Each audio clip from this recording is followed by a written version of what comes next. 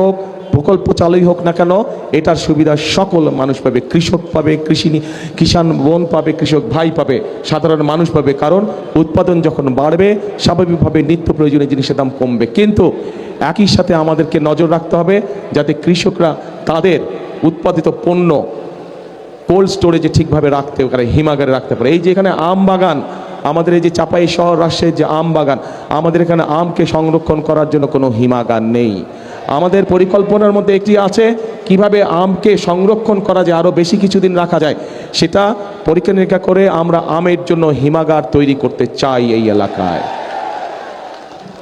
প্রিয় ভাই বোনেরা, এবার আসেন আরেকটি কথা বলি। ওই যে বললাম, রাজশাহীর কথা বললেই একটি কথা মনে আসে, শিক্ষা নগরী। কিন্তু মানুষ শিক্ষিত আছে, উচ্চশিক্ষিত মানুষ আছে, আইটি পার্ক আছে, কিন্তু কোনো কাজ নাই। আমরা এই আইটি পার্ককে সচল করতে চাই।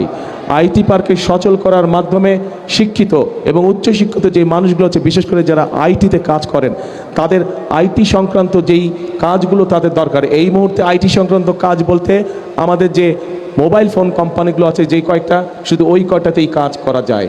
এর বাইরেও বহুত কাজ আছে যারা আইটিতে, আমাদের অনেক তরুণ আছে, অনেক যুবক আছে যারা এই কাজে পারদর্শী, কিন্তু তাদের কর্মসংস্থানের উপায় নাই।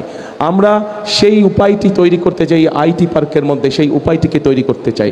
একই সাথে আমরা এই বিভাগে ভোকেশনাল ইনস্টিটিউট তৈরি করতে চাই, যে ভোকেশনাল ইনস্টিটিউট তৈরি করার মাধ্যমে আমরা আমাদের ছেলেদেরকে, আমরা আমাদের মেয়ে বোনদেরকে ট্রেনিং দেব, এবং সেই বিভিন্ন ট্রেনিং দেওয়ার মাধ্যমে তাদেরকে আমরা দক্ষ শ্রমিক হিসাবে গড়ে তুলতে চাই, যাতে করে তারা দেশের ভিতরে নিজেদের ব্যবসা বাণিজ্য করতে পারে, অথবা সেই ট্রেনিং পাওয়ার পরে তারা বিদেশেও কর্মসংস্থানের ব্যবস্থা করতে পারে। প্রিয় ভাই বোনেরা, আমার সামনে এখানে কয়েক হাজার মা বোন উপস্থিত আছেন। আপনারা দেখেছেন যে দেশনেত্রী খালেদা জিয়া যখন রাষ্ট্র পরিচালনার দায়িত্বে ছিলেন, তখন উনি একটি পলিসি গ্রহণ করেছিলেন যে আমাদের নারীদেরকে, মেয়েদেরকে শিক্ষিত করতে হবে, এবং সেই জন্যই ক্লাস 1 থেকে ক্লাস 12 পর্যন্ত মেয়েদের শিক্ষা ব্যবস্থা ফ্রি করে দেওয়া হয়েছিল, যার ফলে বাংলাদেশে এখন মেয়েদের শিক্ষিতের হার যে কোনো সমাজে অনেক বেশি। কিন্তু শুধু শিক্ষা দিলেই চলবে না, শিক্ষার সাথে সাথে তাদেরকে স্বাবলম্বী করে তুলতে হবে, অর্থনৈতিকভাবে স্বাবলম্বী করে গড়ে তুলতে হবে।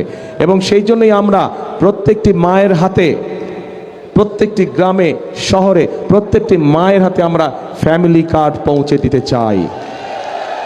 এই ফ্যামিলি কার্ড দল মত নির্বিশেষে প্রত্যেকটি মা এই ফ্যামিলি কার্ড পাবে, এবং